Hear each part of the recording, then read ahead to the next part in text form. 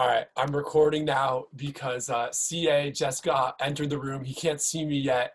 He has no idea I'm about to go full blown Solia for this episode because it's a fucking a big match, big result, big day, 2 other Independence Day. I want to see his reaction full on. He has no idea it's about to happen. Can you see me or hear me? I can see you. I can't hear anything you're saying. 1 sec. Just give me a sec.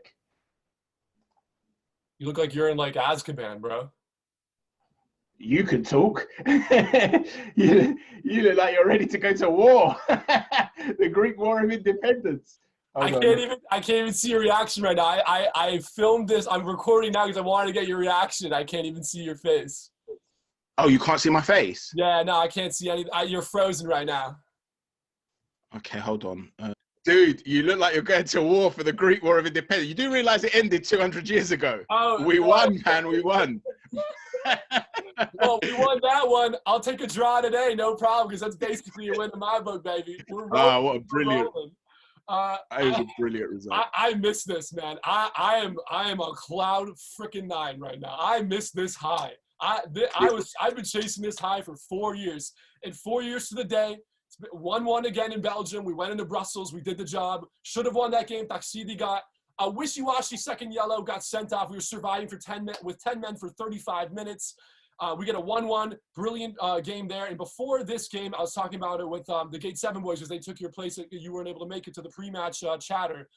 But this was a game that we were talking about. It's like, when was the last time we had a big result against a big team? And everyone's like 1-1 Belgium 4 years ago. And it's like, crap, we're going to go in, we're going to get our lumps. We're going to take a beating and we'll move on. We'll try and get 3 points and move on with it.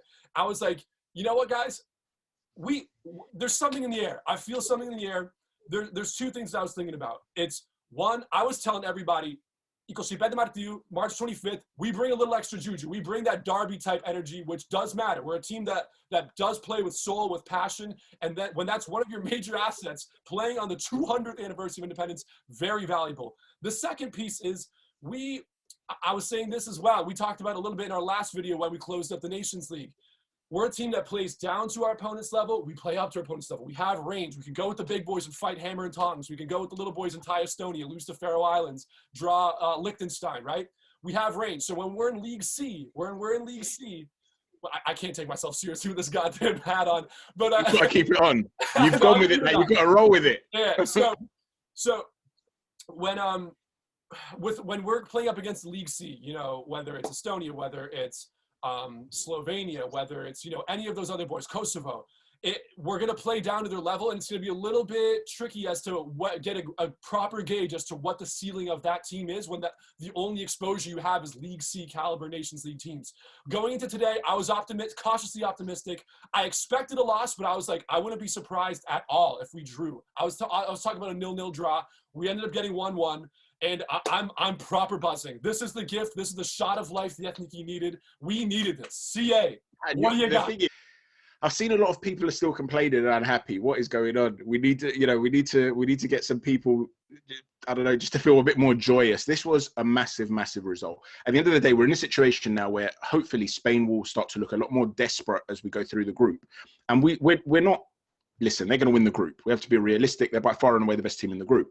But what I mean is, as they get more desperate, they'll push against the Swedes now. Yeah. Now, if they go and beat Sweden home and away, and then they beat us in Greece too, that means that we're obviously 1 point ahead of Sweden. We're in a situation whereby, if we win one and lose one against them, we're in an advantageous situation. So it's a massive, massive result. But we've been in this situation before. In the last Nations League, we drew away in Bosnia after being behind, and they were, perceived to be the biggest threat, and we messed it up. Last qualifier, yeah. and we messed that up. So we have to be consistent. We have to beat Georgia to capitalize. What I liked about this performance, there was so much. I mean, there was a lot of dogged defending going on, the pressing, the work rate. In the first half, the first half, the ball retention was terrible. We were giving the ball away far too easily. Limnua had a really poor first half. In the second half, the coach, Skip, he made some changes. I thought they were brilliant changes. There were moments in the second half that worried me because Bagakis at times was being isolated at right back. And when they brought on, I'm going to butcher the name, I know, but Oyarzabal, when they brought him on at left wing, he was causing us a whole host of problems. They were hammering Bakak. They were doing over the top ball, trying to get that little lob pass over him the entire second half. They were pressuring him hard. And they were having a lot of success there. And one of the problems is, don't get me wrong, I thought Siobis had a very good second half, a real work rate when he came on. Generally, he was great. But there were moments where he was drifting in a bit more centrally, I think. And it was leaving Bagagis a little bit isolated. And they were causing us some problems, whether they were running directly at him or whether there was that diagonal ball, like you're saying, over the top. It caused problems. But Badobulu at centre-back, he rolled back the years. He looked as good as he's looked in a very long time. We have to put a little asterisk by this, though, because the fact of the matter is we were very deep and we were narrow. Now, as he's picked up all these injuries, and obviously you'd have to assume that he's going to be a lot less explosive moving forward. We don't know if Greece are playing a high line and more expansive, if he turns as quickly as he used to, if balls are over the top, how he'll cope with that. But in this closed unit, this system that was tight, he was a beast. Savella was excellent. It was just, to every man, absolutely dogged. We were lucky to get the draw. Let's be honest. They deserve the win. Especially the first half, the way we came out, it was like we got a damage control. It was in damage control mode for a while. But the thing is, though, Pan, if you look at what they actually created, they hit the bar, but that was a 30-yard strike. That's just one of those things. Like, if you're going to strike a ball from 20, 25 meters and it hits the bar, that's not really an error. It was just a wonder strike. It hit the bar. Yeah. Apart from that, they had one big chance in the first half, and then they had one in the second half, other than the crossbar in the first half. Yeah. They had 2 shots on target the whole game, if I'm not mistaken. Yeah. So you're talking about a situation whereby there was an awful lot of pressure, and a lot of people are saying, but we didn't create anything. We didn't, no. And ultimately, it was a penalty. But we did limit one of the best defensive teams in world football on their ground to, 3 or 4 opportunities over a 90-minute period. Yeah. Brilliant. Brilliant. So, I'm very, very happy. I thought the coach, again, was excellent. I don't understand the hate that he gets. I really don't. I've been a fan. Because I think there is a little bit of devil's advocate needs to be played. A little bit. But I want to run through the players really quick. We've talked about a couple of them. I think Kyriakos Papadopoulou deserves a lot of praise. Like you said, roll back the years. When I saw that he was in the starting 11, I wasn't nervous. It wasn't like an Avram Papadopoulou situation against Bosnia where we lost 3-1. It was first time back from that Euro 2012 injury. He's a mentality monster. He's a mental giant. He's always up for a dogfight, always up for a scrap, and it showed today. And he played his little heart out. And I was over the moon with his performance. Sabelas, he's another guy up for a dogfight, always up for it. Simica put Ferran Torres in his back pocket the entire 65, 70 minutes that he was on. I was really, really impressed with his defensive abilities. Going forward, a little bit tough. Like you said, a Giannulli type player going forward would have probably been more what we preferred. But, I mean, Simica overall was playing quite well on that left flank, really getting up and down that pitch. Talk to me about the midfield. What did you see there? Because that was the biggest question mark going into it. So in terms of defensively speaking, I thought they were fantastic. Yeah. Zeka was fantastic. Buhalaki put in a real shift. Yeah. Mandalo worked very, very hard in the first half. But the problem was I thought Limnio was poor, I have to be honest. Scioli ran his socks off when he came on. Bacaseta worked very hard. So there were a lot of Kyriakopoulos was very good when he came on, sort of, left back, but he was pushing up more. But all of them were too, in my opinion, sloppy in possession. Yes. The thing is, though, you have to understand, when you're working so hard, when you then get the ball back, you're completely out of breath. And when you're tired, your touch goes, your composure goes. It is difficult. Yeah. I thought Fortuny didn't do as much as I hoped he would do. He wasn't great. But again, you wanted work rate today, and he offered that. He did work hard. Yeah. So look, I'm delighted with the performance generally. I thought Siobi came on, he worked his socks off. And sometimes it's not about the quality of the expansive play. Sometimes it's about the quality of the defensive play or what you do when you don't have the ball. Football is about not just what you do with the ball, but often more importantly, what you do without the ball. And without the ball, I thought we were exceptional today. Occupying space, we put on a clinic. Greece has always been that way. We've been one of the best, low-key, like one of the best, like off-the-ball teams in world football through that 2004 to 2014 stretch. And we saw a little bit of that pixie dust today as well. I was really, really happy with that.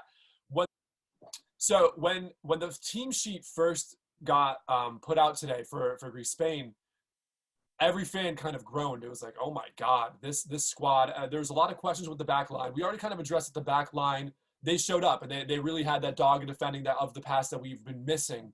And they showed up. The Bakaki had a little bit of that weakness. He was the side of the field that they were targeting and whatnot. So that will be something that we'll have to work out going forward. And for me, the front three was the most interesting because you have an informed striker in a Yakumaki. You have a guy like Limyo that hasn't really been playing at club level. Obviously, there's a system in place that JVS wants. The threesome in the front of Masuras, Bakasetas, and Limyo was a very interesting, but it made sense in terms of the system. You want guys that can run, that can cover ground, and have enough of an ability to finish and send in a delivery.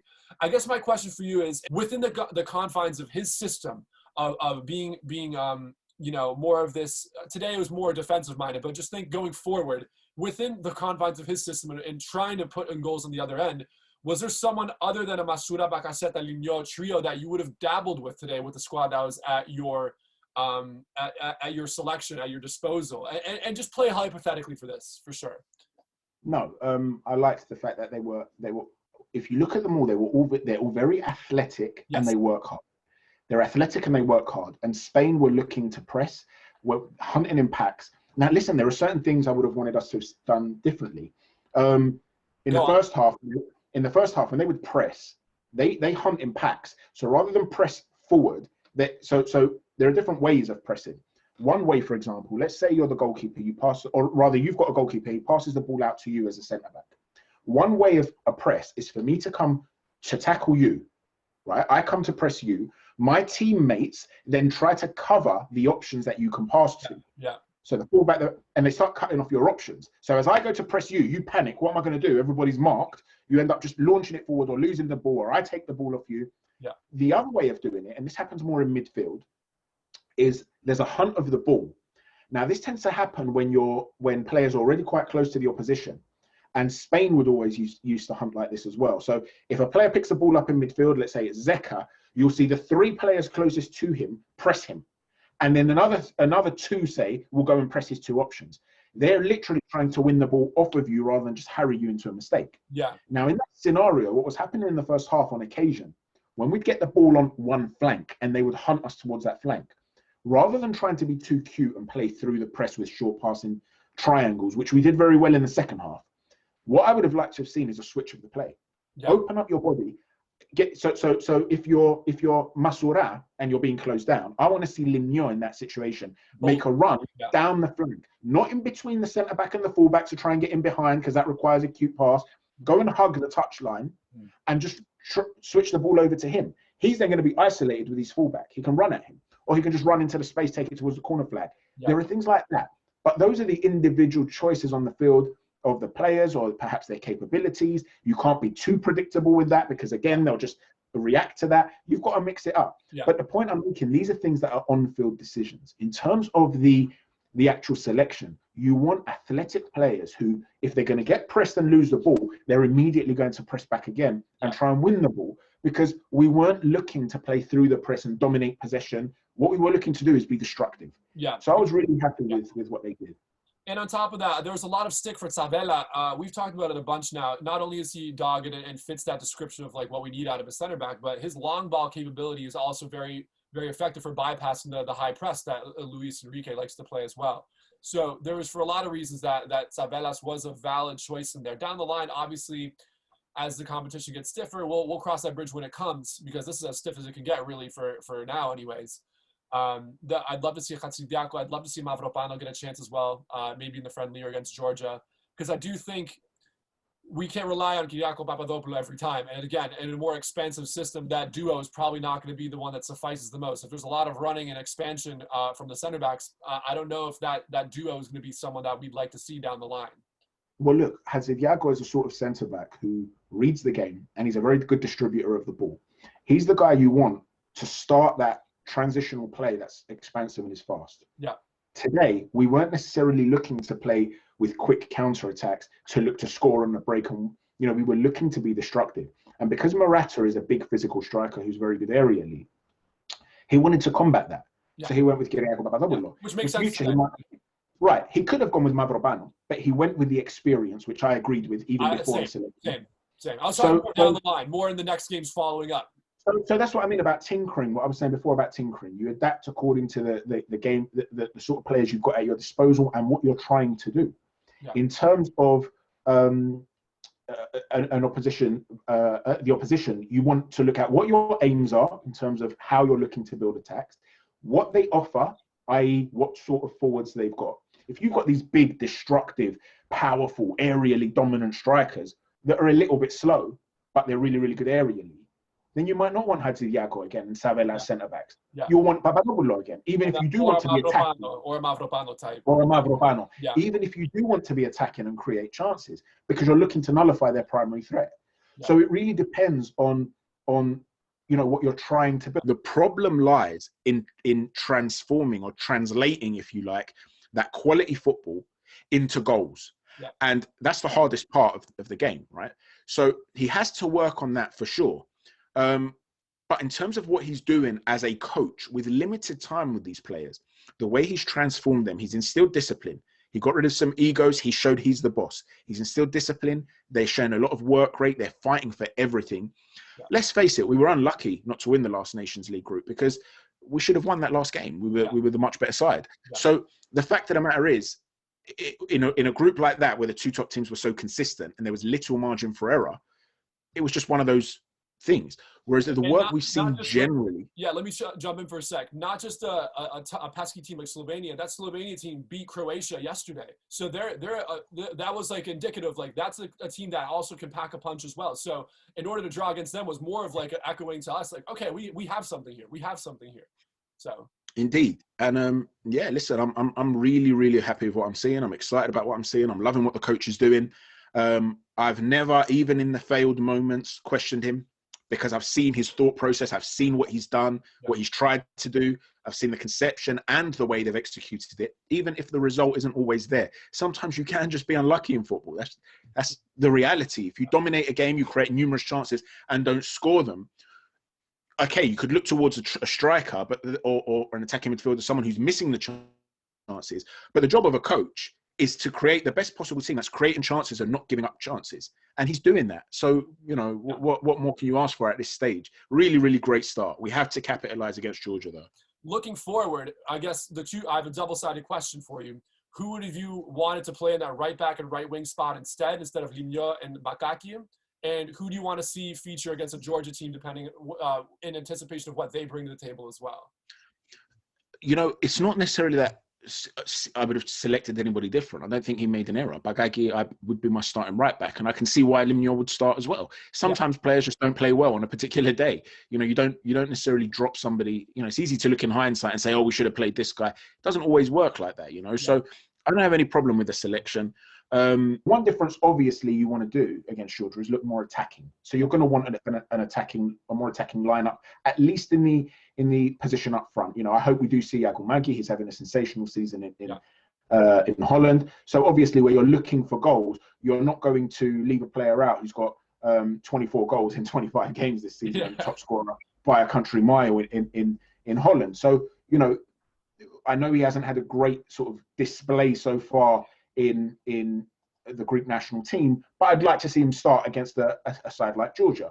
But generally speaking, in terms of this particular game, I was really happy with what the coach did. I trust him with his lineup moving forward as well. So yeah, we'll see. We'll cross that bridge when we come to it. But whatever the case may be, we have to be on the front foot against Georgia, I believe. 100%. They lost to Sweden today as well. Kosovo, the only team that didn't play a match today. I think they played a friendly, if anything. Break this down for me. I'm not sure. Go ahead. Sorry to jump in. I'm not sure how that game went, but the fact that it was only a 1-0 win shows you that we can't rest on our laurels. And the players today worked very, very hard. So a lot of those players that covered a lot of ground, the game's only in a few days. There will be some heavy legs. So, I wouldn't mind seeing... Unless they rest against Guatemala, because we have a friendly in between. So we have a little bit more of a prolonged stretch, maybe 6 days. So those main boys can rest. Right, but I would still like to see some of the players that didn't have as much of a run out today, who are more offensively minded, only play a half against Guatemala maximum. Even then, I would rather they won't risk at all, to be honest. But players like Fortuny, even Zioli, the players that are explosive, Yakumaki, the players that are explosive and rely on athleticism, I want them to be sharp, and so I wouldn't mind seeing these sorts of guys really get the shout against Georgia, where it's a much more offensively minded lineup, where players are also fresh, because there will be a lot of players today who, as much as they're buzzing off adrenaline, tomorrow they'll be feeling it. Yeah. Absolutely. Those short sprints, they catch up to you big time, big time. It's a tough time. I mean, we've seen it in club football where Panathinaikos tries to go toe-to-toe with like a Sevilla or a Bilbao, and they're pressing, they're looking great, and then by the 70th minute, it's like 5-0 out of nowhere because you just get tired. So it happens. So the fact that they were able look at you. Look at you. You were let's take you as an example. You were a high-level athlete. If there's anybody that knows about this sort of thing, it's you. If you were sort of training daily and doing short, fast runs every day, you're going to feel that if you're having them to perform, a few days later, you need that break. 3 days, you need 3 at least, like 2 or 3 to really recover after a shift like that. And what I was going to say was in the past when we've seen it fail at club level, kudos to these boys. One of the number one things I was going to say was, if anything, that penalty came too early in the second half. We had to hang on to our butts for 35 minutes plus stoppage time. And they did. They hung on for dear life. They defended the lights out. Kyriakos Papadopoulos had an amazing clearance that he like hooked it with his boot, as it was like an incoming ball that was curling in. He hooked it with his boot right back out. And the commentator was like, that was bloody amazing from Papadopoulos. And I was just like, let's go. For the first nice thing he said about Greece the whole match. I was pumped. He was very scathing, wasn't he? The thing is, with Papadopoulos as well, let's remember, he was internationally acclaimed and wanted by the world's biggest clubs. Yeah. And then he was ravaged by injury. Now, when you're ravaged by injury, a lot of these top clubs, they need footballers that can take the physical demands of having to play 2-3 times a week sometimes at the highest level. So he no longer was required to, he just wasn't able to fit anymore because his body wouldn't hold up. Yeah. That doesn't mean you suddenly forget how to play football, how to defend. If you go and speak to Tottenham fans, for example, they will wax lyrical about Ledley King. Now, Ledley King was a brilliant centre-back who had, I can't remember the exact type of injury, but I believe the cartilage in his knees had eroded. Yeah. And so you would get bone on bone almost. Yeah. And so he would play one game, then he'd be unable to train the entire week, and then they'd play him the next game. So he literally made a career without training. And Tottenham fans loved him. They thought he was a sensational centre-back. Yeah. So the point is that, yes, your body might not hold up and you have to be wrapped in cotton wool, so to speak. But this is a guy that knows how to defend. Now, we don't know when it's open and expansive if those physical attributes will still hold him, to what he was. But in that deep, tight scenario, he's still got those abilities. And you could see it today. His reading of the game. He's a reader as well. I was going to say, as much as physically capable he is, he's not a Socrati type. It wasn't like a Manolao Socrati type when when their physicality starts to diminish as their career goes on, they lose a step, and it's tough. And you see Socrati struggle in a few games at Arsenal where it was like, and he's just kind of off half a step almost. These Chatzidiaco types, these Papadopoulos types are readers of the game, and that doesn't, even though your shoulder goes or a knee goes, that your mentality and your ability to read the game doesn't go. So as long as he's somewhat physically capable and fit enough to play a full 90, he's a guy that can always walk into a squad because he just has that dog in him. That's what we say here in the U.S. in track. You want to talk about track terminology or athletics terminology, we would say all the time, like somebody that's a gamer that may not have the best prelims on the way up to the finals of a race, or like of a race day, like the dogs, the gamers, like those guys, it doesn't matter what their training looked like the week going up to. It doesn't matter what their preliminary races looked like. They could be off a step or whatnot. When that gun goes off in that final heat, they're ready to roll. And Kyriakos is a warrior like that. He's ready to roll. And we really, really missed that. We missed that big time in the 2018 campaign, in the Nations League campaign a little bit as well. I was talking with the Gate 7 boys in the pre-match chatter that we had for leading up to this match. And we both agreed. We were like, one of the biggest results, I mean, Greece was a team that was known for being pragmatic and not skillful even back in the day when we were winning games and going to tournaments. The difference is the skill level has, other than a few players like Araguni and Katsurani, like the average skill level is still not that much of a drop-off. But the biggest drop-off was the mentality. This team, I remember in Nations League, I felt like this team's kind of just soft. They don't have that fight. You didn't see that grit and that ability to just dig your heels in and fight and be in the mud like those old Greek teams was. And we saw that today, and it was such a breath of fresh air, and they've swept me right back in, and I love it. I think not only Dionysus, I think the entire fan base, you could see it on Twitter. People were buzzing, and it's a result that I think he really needed. Us on the heels of the Zakoraki presidential election for EPO as well. So if we can ride that wave in the weekend, Zakoraki gets it. In terms of the presidency for the federation, we could very well be into brighter pastures and brighter days for this Greek team. So, but that, I think it all roads lead to Georgia now. We need that result. And I don't know if you have anything to say after that, but jump in. As my own sort of subscribers will know, I've got a boxing channel, Chris Andre Boxing, shameless plug. And we talk about how fighters can, it's like a channel that does tactical and technical analysis for boxing.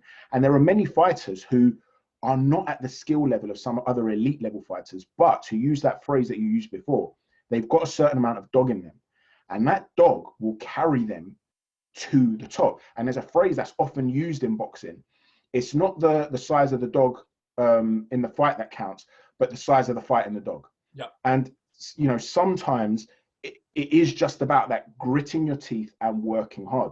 Yeah. Atletico Madrid are a prime example of a team who, don't get me wrong, they've got some very talented players, but they have been an elite level team over the years, been to a couple of Champions League finals. They're, you know, in terms of the domestic league, they're looking like, you know, they're in a really strong position at the moment, obviously top of the league by 4 points. They're doing really well. They're competing or out-competing elite level teams despite not having quite that same level of skill set. And you do that with organization, with tactical awareness, and with that dog. So if Greece can maintain this and marry it with good tactical execution and learning to be a little bit more clinical in the final third and converting that good play into goals, then who knows where this team could go in the future, you know? But in terms of just outright skill set, I don't quite see it in the same way as yeah, you know, I explained it poorly, but relative to the rest of the footballing world, the major nations, Greece was not like a skill-based team. What got them over the hump was the emotional side, the IQ side, the street savviness side. And but my main point was we were just lacking that in the last few campaigns, and we saw it today. We definitely saw it today, and we needed that. We need that to go forward if we want to have a shout at that second place spot and go forward. I think the other big thing you touched on it just now, which is going to be very interesting to see as this qualifiers unravels. We didn't have an informed Yakumaki in the Nations League. He started really hitting his stride and blossoming just after the Christmas break.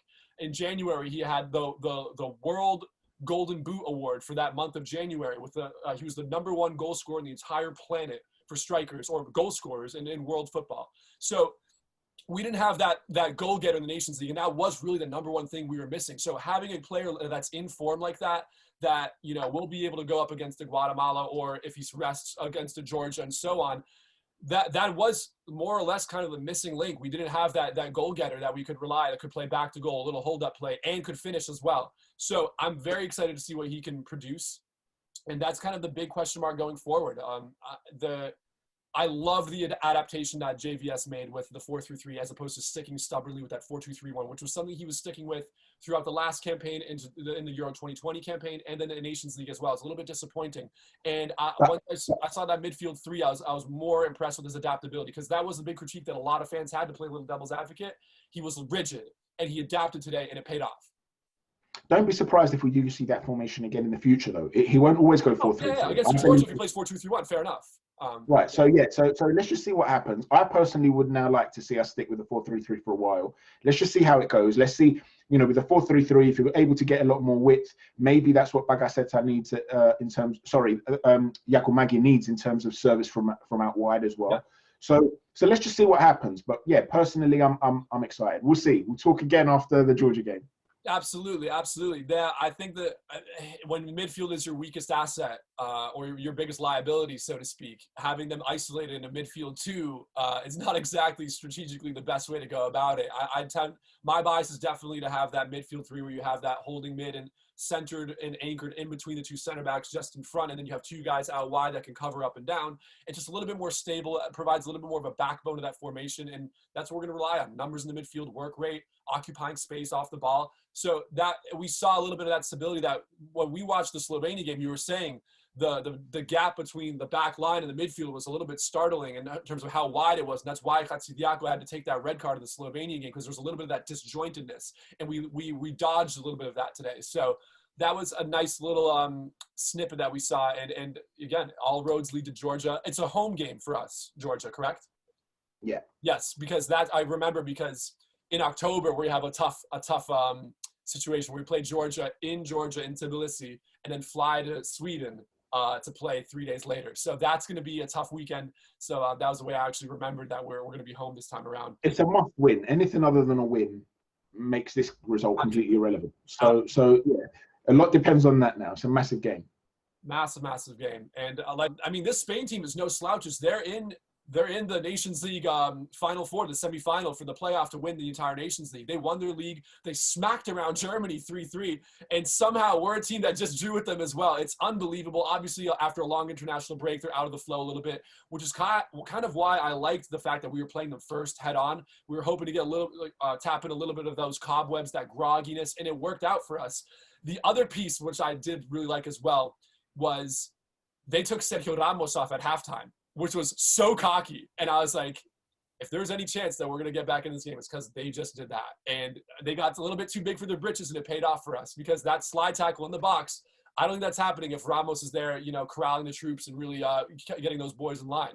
So a little bit of that big team arrogance coming back to bite them in the butt, helping Greece out, something we've seen before. On top of that, I think as much as the fans didn't know what to expect from this Greece team, the Spanish team didn't either. So the element of surprise, I think, was an asset for us as well. Yeah, I'd only be reiterating what you said. I thought it was when they took off Ramos, I thought, oh, that's unusual. Did he pick up an injury, or was it an arrogant sort of thinking that it's over all of a sudden? If he's on the field, look, you can never know, I guess, whether another player is going to go and do something daft.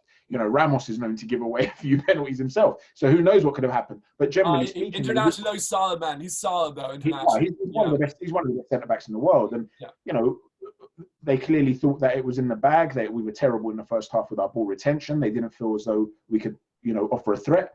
And it backfired. But, yeah, I can't argue with anything you've said there. So it wasn't, yeah. There we go. I'm just buzzing. I'm as the Brits say, proper buzzing, mate. Proper buzzing. It's just one of those nights that they reel you back in. The Greece national team is the most abusive girlfriend ever. Jenny coming back she put in a shift. We've been dating long-term, long distance. It's been tough, on the rocks. Might be another guy in the picture over there. Who knows? She came back. Dude, there's no other guys in the picture. When another guy comes in the picture, you throw her out. It doesn't work like that. There's no second chances. There wasn't another guy. But I tell you what it was, right? For some reason, I'm the one that wanted commitment this time. She wasn't willing to give it. We said we were on a break. She realized the error of her ways and realized what an incredible specimen of masculinity I am. And she came running back. That's how I see this. Jenny, baby, we can still fix this. Don't worry. She came for a long weekend. She came for Super Martiu, and she blew my socks off. That's all I'm going to say. She took my breath away.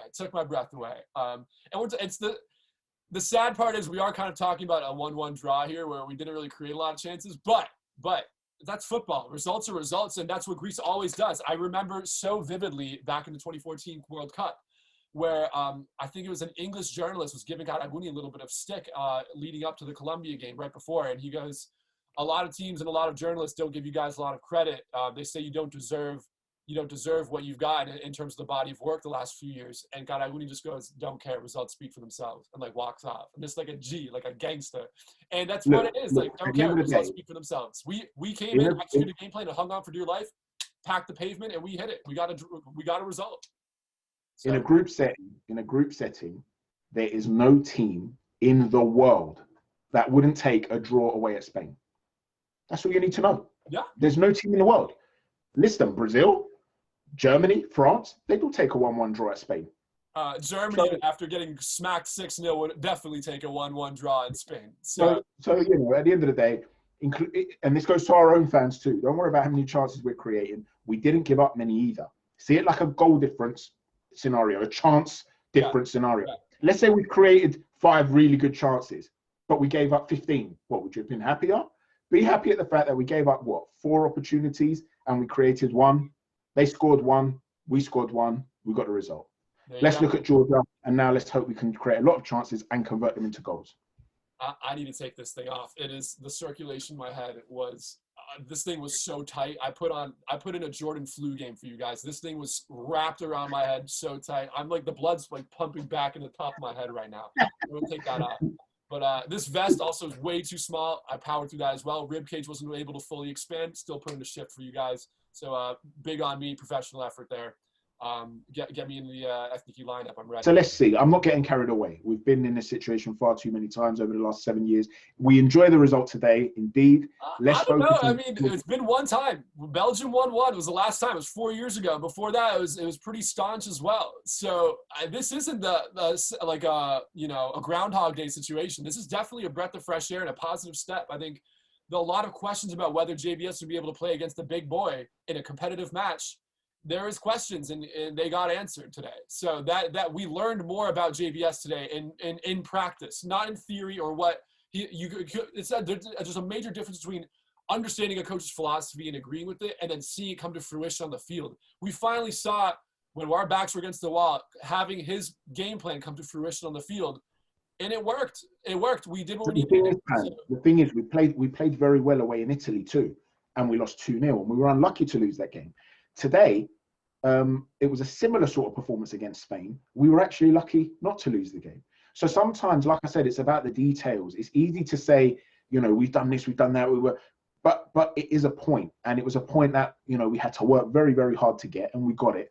But we're still in against the team that is an elite level team who will be the favourites to beat us in Greece, and Sweden are the favourites to finish above us. We can't just ignore that. So it is one game, So I don't know. Let's not get carried away. That's all I'm saying. Oh no, I'm definitely not. I'm just still buzzing. But obviously, even in my euphoric state, Sweden is still the favorite. We have our work cut out for us big time. So that goes without saying. Don't let my enthusiasm prove you wrong or mislead you. We're on the same page there. It was kind of like what we were saying in the Nations League. The Slovenia game was a test, and we failed that test. And this was also a test, and we passed this time. And we needed that pass. In the trajectory of the Ethniki, I think we're going to look back on this draw and as a pivotal moment. Things were rocky. There was a lot of dourness, and someone as optimistic as me had the life beaten out of me with Ethniki for a while now.